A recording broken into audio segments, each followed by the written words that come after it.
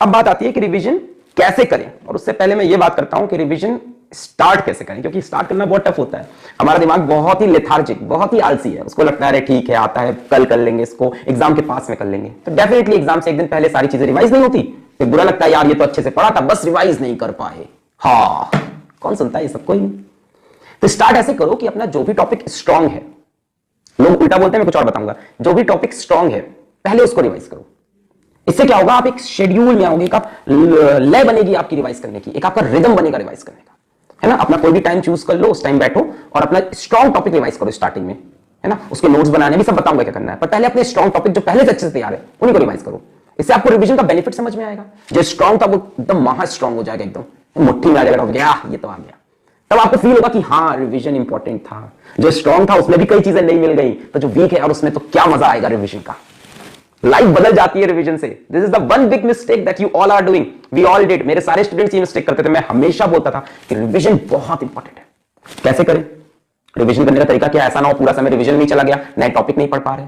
सबसे पहले बात करते हैं कि रिवीजन का टाइम क्या होना चाहिए। तो मेरा जो कहना है वो आपकी अर्ली मॉर्निंग का टाइम नहीं होना चाहिए। अब bye early morning I mean आपका प्राइम टाइम ना हो। जो भी आपका प्राइम टाइम है पढ़ाई का, मान लो आप स्कूल गए, फिर कोचिंग गए, फिर शाम को घर आए, आपका जो मेन टाइम है पढ़ाई का, मान लो 6 बजे से स्टार्ट होता है या 4 बजे से स्टार्ट होता है, तो उसको वेस्ट मत करो रिवीजन में। होता क्या, अगर प्राइम टाइम रिवीजन में दोगे तो दिमाग एकदम उसी में घुस जाएगा, पूरा थक जाएगा, फिर नए टॉपिक को पढ़ने का मन नहीं करेगा, फिर नुकसान होगा।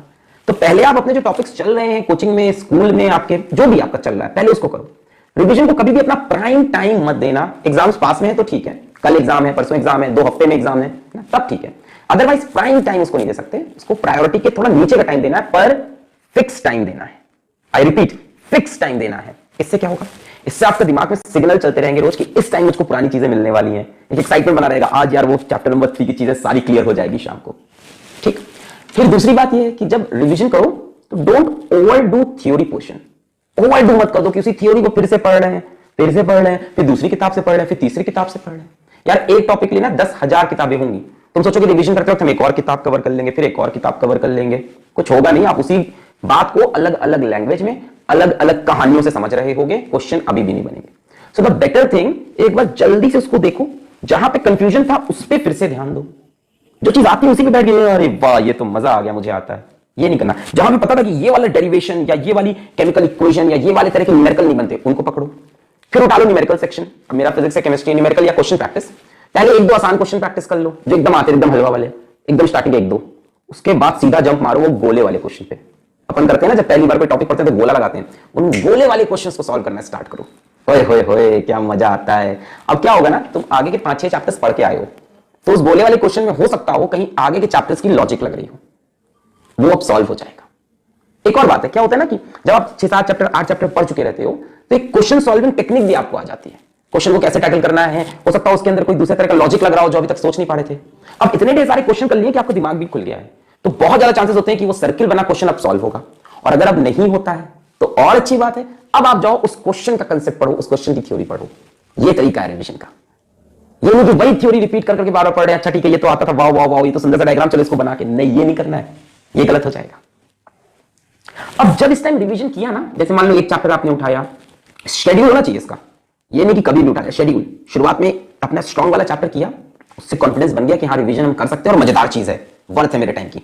उसके बाद ना एक शेड्यूल बनाओ कि रोज मुझे इस टाइम रिवीजन करना है तो करना है तो करना है। एक प्लान बना लो अपना, 1 मंथ का या 1 हफ्ते का छोटा प्लान बनाओ कि 1 हफ्ते में इतने टॉपिक्स रिवाइज करने हैं, उसको मैं इतने इतने दिन में करूंगा।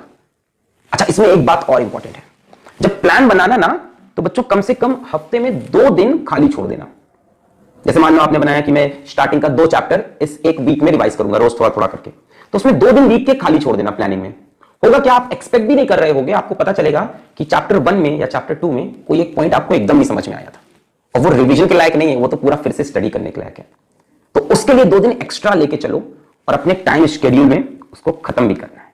2 दिन अपने बचा के रखो कि मान लो कोई टॉपिक एकदम ही नहीं क्लियर था पिछली बार, तो उसके लिए पूरा दिन देना पड़ेगा या पूरा टाइम देना पड़ेगा उसको, तो उसके लिए अपने शेड्यूल में इसकी जगह रखो, है ना। पर प्लानिंग होनी चाहिए, प्लानिंग, पेपर उठाओ, कॉपी उठाओ, लिखना स्टार्ट करो, बुक खोलो, चैप्टर 1 का ये बाकी है, चैप्टर 2 बाकी है, चैप्टर 3 इतने से इतने दिन ये करूंगा, इतने से इतने दिन ये करूंगा, इतने से करना भी है, सिर्फ लिखना नहीं है। ये नहीं पेपर पे लिख दिया हो गया। अरे आग हूं मैं, अपने अंदर आग लाओ, करना है वो चीज, लिख के नहीं छोड़नी है। चिपका दो अपनी दीवार पे, अपने घर की दीवार पे, अपने अपने डेस्क पे, अपने मोबाइल के वॉलपेपर पे, अपनी व्हाट्सएप का जो वॉलपेपर होता है, अपनी फेसबुक पे पोस्ट कर दो।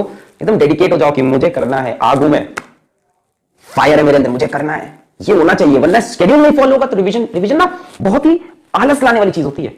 लगता है तो पढ़ चुके हैं, फिर कभी कर लेंगे। अरे नहीं यार, अभी करो, तभी तो सेटिस्फैक्शन होगा कि वो समय बर्बाद नहीं था, ये टॉपिक अब क्लियर हुआ। मुट्ठी में मेरे आगू में, इसको किसी के मुंह पे मार दूंगा पूरा टॉपिक, मर जाएगा सामने वाला। ये फीलिंग होनी चाहिए अंदर।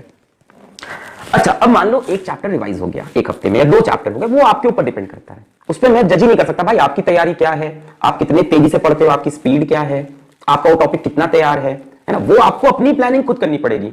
मैंने देखो कहीं भी ये नहीं बताया कि किस तरह से कैसे बनाओ, नहीं, एक तरीका बता रहा हूं। अंदर की प्लानिंग तो आपकी है ना। I can just show you the path, you have to walk for your own self, खुद चलना पड़ेगा।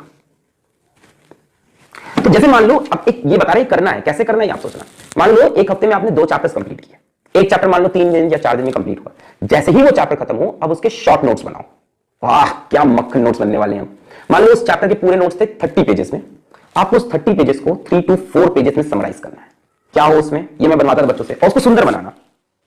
उसको सुंदर, अरे सुंदर चीजें ज्यादा अच्छी लगती है यार, लेट्स एक्सेप्ट दैट फैक्ट। सुंदर बनाना कि 3 पेज की मैंने एक रिवीजन शीट बनाई, सारे इंपॉर्टेंट फॉर्मूले, फॉर्मूले के अंदर के फॉर्मूले, समझे क्या, जो कुछ पर्टिकुलर क्वेश्चन में लगते हैं फॉर्मूले, जो शॉर्ट ट्रिक्स लगती हैं वो लिख लिया।